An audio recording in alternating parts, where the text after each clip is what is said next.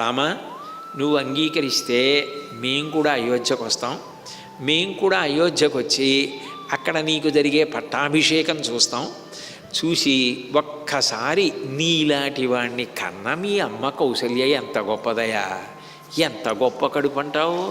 ఇటువంటి సుగుణాభిరాముణ్ణి, ఇటువంటి అభిరాముణ్ణి కంది ఒకసారి మీ అమ్మగారికి నమస్కారం చేస్తామయ్యా. ఆ కౌసల్యామాతకి నమస్కారం చేసి వెళ్ళిపోతాం. నువ్వు అనుమతిస్తే నీ పట్టాభిషేకం చూడాలనుంది. ఏమంటే మీ ఇంట్లో పెళ్ళికి రావద్దా నేను అని అంత ప్రేమగా ఎవరైనా అడిగారనుకోండి, యువతల వాళ్ళు కదిలిపోరు. నిజానికి మరి రాముడు కదా పిలవాలి, మరి రాముడు ఎందుకు పిలవలేదు అంటే అందులో రెండు ప్రధానమైనటువంటి కారణాలు. ఇంత కష్టపడ్డ తర్వాత విభీషణుడు అక్కడ రాజు అయ్యాడు. ఇంకా రాజయ్యి 2 రోజులు అవ్వలేదు. లంకాపట్టణం యొక్క వ్యవస్థని చూసుకోవలసిన అవసరం ఉంది. సుగ్రీవాదులు ఇల్లు వదిలిపెట్టి ఎన్నాళ్ళయింది, ఎన్ని రోజులైపోయింది. వదిలిపెట్టి ఇంత దూరం వచ్చి యుద్ధం చేసిన తర్వాత అమ్మయ్య ఇంటికి వెళ్ళిపోయి పిల్లల్ని చూసుకుందామని ఉంటుంది కదా. మీ అందరూ మా ఇంట్లో పట్టాభిషేకానికి ఒక్కసారి రండి, వచ్చేసి భోజనం చేసి వెళ్ళండి. ఇన్నాళ్ళు ఉన్నారు కదా నాతో, ఇంకొక 2-3 రోజులే కదా అని రాముడు అన్నాడు అనుకోండి. వాళ్ళు రాముడి మాట కాదనలేక తప్పకుండా వస్తామండి, అయితే అభిషేకం చూసి వెడతామంటారు. కానీ రాముడు ప్రేమైకమూర్తి. తన పట్టాభిషేకం చూడడానికి వాళ్ళందరూ రావాలని తాను పిలవడం కాదు, మీ అందరూ మీ ఇళ్ళకి వెళ్ళి ప్రేమగా ఉండండి, వాళ్ళకి ఏది అభ్యున్నతి కల్పిస్తుందో అది చెప్తాడు తప్ప దేని వలన తాను సంతోషాన్ని పొందుతాడో అది నిజానికి రాముడు అడగడం. వాళ్ళందరూ వస్తే రాముడికి సంతోషం, కానీ రండి అని అనడం. మీరు పాపం మీ పిల్లల్ని చూడాలనుకుంటున్నారు, కుటుంబాలను చూడాలనుకుంటున్నారు, కిష్కింద వెళ్ళాలనుకుంటున్నారు, బంధువుల్ని చూడాలి, స్నేహితుల్ని చూడాలి, కాబట్టి మీరందరూ కూడా బయలుదేరండి, మీ అందరూ సంతోషంగా ఉండండి, నేను అయోధ్యకు బయలుదేరుతానన్నాడు.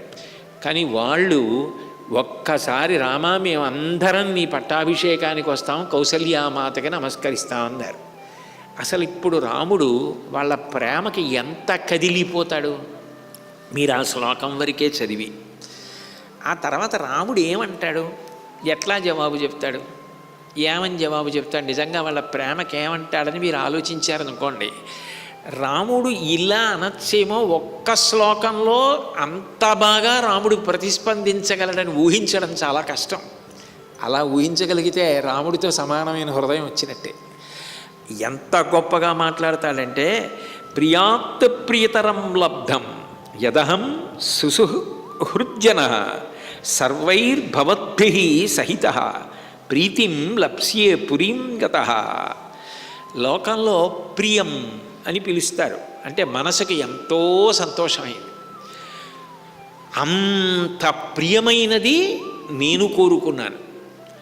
భరతుణ్ణి తొందరగా చూడాలి, ఇది నాకు ప్రియం. మీరు నా పట్టాభిషేకం చూడడానికి వస్తానన్నారు, ఇది ప్రియాతి ప్రియం. ఇంకింతకన్నా నాకేం కావాలి. నేను కోరుకున్న ప్రియం ఒకటి, మీరు అన్నమాట వల్ల నాకు ప్రియం 2 ఇప్పుడు ప్రియాతి ప్రియమైనటువంటి స్థితి ఏర్పడింది. మీ సమక్షంలో పట్టాభిషేకం జరగడం కన్నా నాకేం కావాలి, నేను అడిగితే బాగుండనని అనలేదంతే.